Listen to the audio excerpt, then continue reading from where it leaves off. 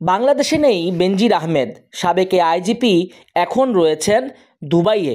তাকে প্রকাশ্যে দেখা না যাওয়ায় তার অবস্থান নিয়ে রয়েছে নানা গুঞ্জন। তবে দুদিন আগে আইনশৃঙ্খলা রক্ষাকারী বাহিনীর একটি সূত্র নিশ্চিত করে গত 4 এপ্রিল স্ত্রী ও সন্তানদের নিয়ে সিঙ্গাপুর গেছেন বেনজির। এরপর সেখান থেকে যান সংযুক্ত আরব আমিরাতের দুবাইয়ে। বর্তমানে তিনি সপরিবারে দুবাই অবস্থান করছেন। এসব বিষয়ে বেনজিরের মোবাইল ফোন নম্বরে একাধিকবার যোগাযোগ করার চেষ্টা করা হলেও তাকে পাওয়া যায়নি।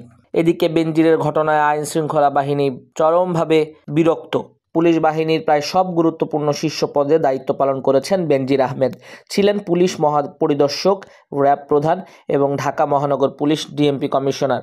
এছাড়া পুলিশ সদর দপ্তরের ডিআইজি প্রশাসনও ছিলেন বেনজির আহমেদ। চাকরিতে থাকাকালে পুলিশের বেশ কিছু মর্যাদাপূর্ণ পুরস্কারও পেয়েছেন বেনজির। 5 বার পুলিশের সর্বোচ্চ পদক বাংলাদেশ পুলিশ মেডেল বিপিএম লাভ করেন তিনি।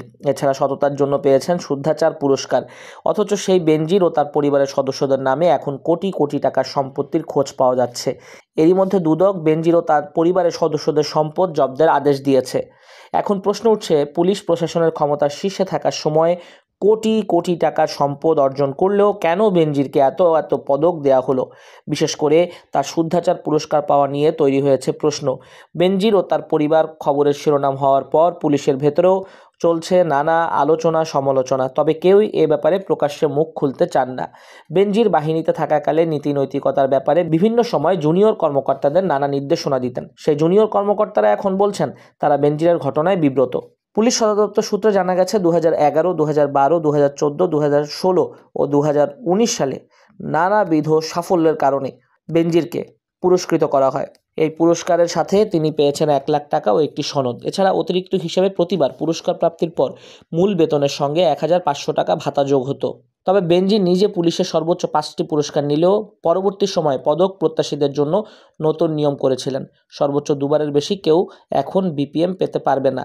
তার করা এই নিয়ম পুলিশের অনেকের মধ্যে অসন্তোষ আছে। অনেকে বলছেন সাহসী কাজ করলে একাধিকবার পুরস্কার পেতে কেন বাধা থাকবে।